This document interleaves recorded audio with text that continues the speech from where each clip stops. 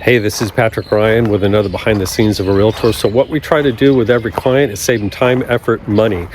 Not in that particular order, and here's a little bit of what we did the other day.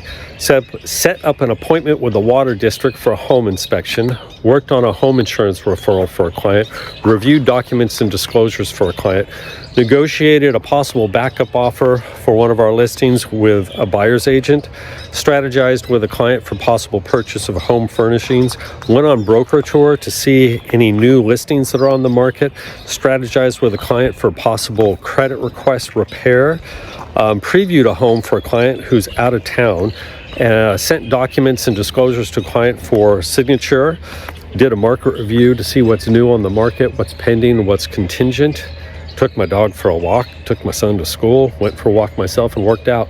So if you like to save time, effort, and money, give us a call. That's what we do. Day in the life of a Realtor. Talk to you later. Bye-bye.